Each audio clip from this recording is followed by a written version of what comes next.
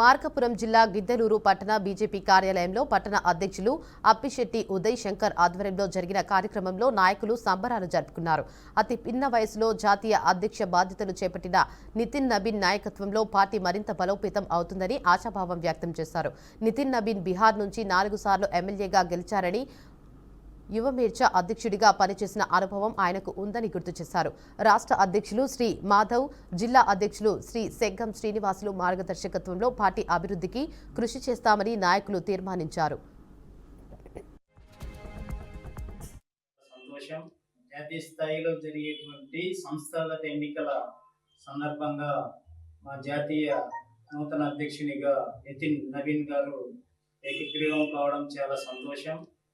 దానికి గాను మేము ఈరోజు పట్టణ ఆఫీసులో సమావేశమై వారికి శుభాకాంక్షలు తెలియజేస్తున్నాం.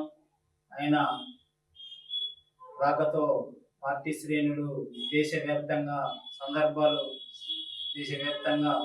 ఆనందోత్సవాలతో శుభాకాంక్షలు తెలియజేసుకుంటూ స్వీట్లు పంచుకుంటున్నాయి. ఇది చాలా ఆనందదాయకము. అంతేకాకుండా రాష్ట్ర స్థాయిలో కానీ జాతీయ స్థాయిలో కానీ అతి చిన్న వయసులో జాతీయ అధ్యక్షుడిగా నితిన్ నబీన్ గారు ఏకగ్రీవంగా ఎన్నికైనారంటే పార్టీ ముందు ఇంకా భారతదేశ వ్యాప్తంగా వ్యాప్తి చెంది అన్ని రాష్ట్రాల్లో కూడా అధికారంలో రావడానికి ఇది ఒక సూచికగా మేము భావిస్తున్నాం.